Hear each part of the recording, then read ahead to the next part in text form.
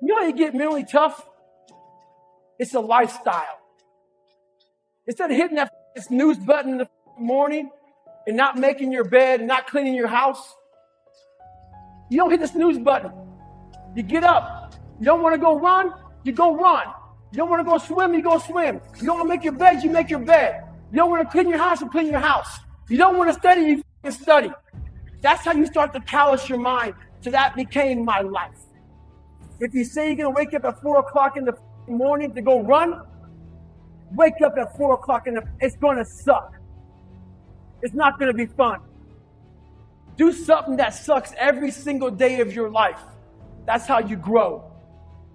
Embrace the suck.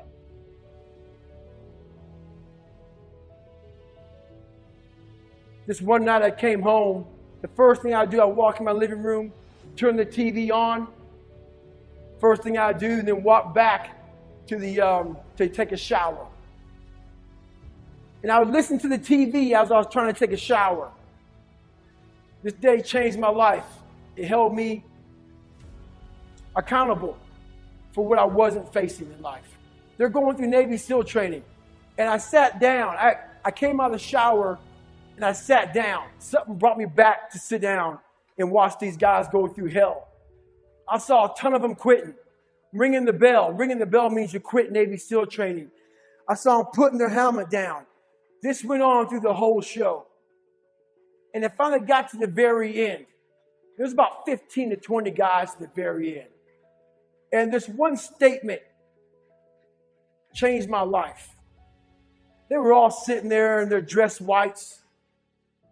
And this CO, this commanding officer, stands up in front of these men. And he looked sharp, and I could tell he stood for something. And he said, we live in a world where mediocrity is often rewarded. These men up here detest mediocrity. When you hear a statement like that, it forces you to think about yourself. I wasn't even fucking mediocre. I wasn't anything. I was at the bottom of the barrel of life. I chose the 4-lane highway for my life, the easy route, the route that has gas stations, the route that has fucking signs that say 20 miles to the next service stop. All this shit. I chose that route. Most of us choose the 4-lane highway. When I was born, there was also a shovel over here in the fucking corner. No one wants to go to the shovel. They want to choose the 4-lane fucking highway. That's the nice route. The shovel means you're going to fucking hurt. The shovel means you're going to suffer. The shovel means you're going to hit rock a lot of time. And we all know what digging through rock is like. When you hit a fucking root, you got to fucking get some more tools out. But I had no more tools, just a fucking shovel. I was choosing the 4-lane highway. This is when I decided to pick up that fucking shovel that we all decide not to take. I had to make a change in my life. So I said, you know what? I have to join the military. I went on a Navy SEAL training. Became the only person I believe in history to go through 3 Navy SEAL Hell Weeks in 1 year. I completed 2 of them. Hell Week is 130 hours of continuous training. You might get 2 hours of sleep. The first few weeks get you ready for this hard 1 week of training. I had to become obsessed. No matter what was in front of me, I had to figure out a way to overcome it. So when things hit you in life that you're afraid of or you're not good at, the first thing you're going to say to yourself is, why am I here anyway? This isn't for me. The water's too cold. The sun's too hot. I'm getting up too early. Why am I doing this to myself? That's what the normal mind says. I had to start training my mind to think about, how the fuck can I get through this? Not giving myself a way out. Never giving myself, creating a wall around all the fucking ways out in my mind. I had to slowly start to build this fucking wall so my mind knew this motherfucker is not going to give himself a way out of here. In my first Hell Week, I had a huge setback. I was broken. My legs were broken. I had double pneumonia. I got rolled back to day one, week one of Navy SEAL training. I got through that second hell week. During the second hell week, I actually broke my knee. I continued to limp around for a couple weeks. I couldn't make it anymore. Got rolled back to day one, week one. I'll never forget standing there in front of Captain Bowen. He was the CEO in charge of Navy SEAL training at the time.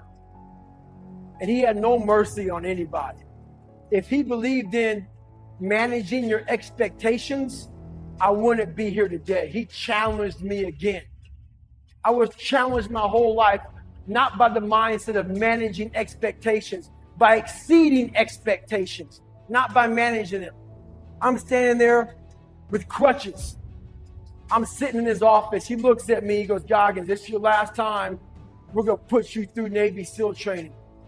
This will be your third hell week in 1 year. We're not going to put you through a fourth. So this is your last time. I'm sitting thinking, how am I going to get through this? I'm badly jacked up. My legs are broken. My knee is messed up. And he goes, you have a couple of months to get better. A couple of months isn't going to do it. I won't get healed up in a couple of months. But I realized I'm going to get through this shit. I'm going to find a way to get through it because why? I put barriers in my mind. So my third hell week, I went in there with pretty much, I would put a black sock on first. I would get duct tape. And I duct tape my ankles all the way up to my calf every single morning. Then I put another black sock over it. And what that did, that prevented me from moving my ankle. So I didn't really, I wasn't flexing my shin as much. And I started running with just my hip flexors. In this hell week, it was a bad hell. We had a guy die on Thursday morning of hell week. I went on to become a Navy SEAL. Greatness is not something that you meet once.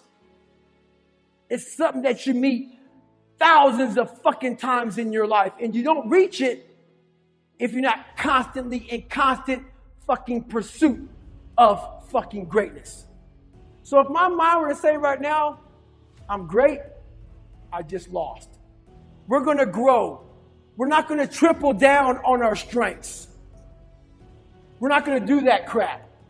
We're going to work on our weaknesses so we grow. We need friction to do that. Without friction, there's no growth. Without friction, there's confusion. Confusion is, David Goggins, how did you become who you are today? I put a bunch of fucking friction in my life. And I grew. That's how I did it. You know how you get mentally tough?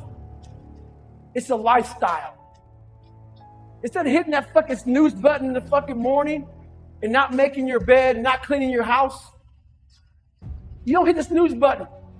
You get up. You don't want to go run, you go run. You don't want to go swim, you go swim. You don't want to make your bed, you make your bed. You don't want to clean your house, you clean your house. You don't want to study, you fucking study. That's how you start to callous your mind. So that became my life. If you say you're going to wake up at 4 o'clock in the fucking morning to go run, wake up at 4 o'clock it's going to suck. It's not going to be fun. Do something that sucks every single day of your life. That's how you grow. Embrace the suck.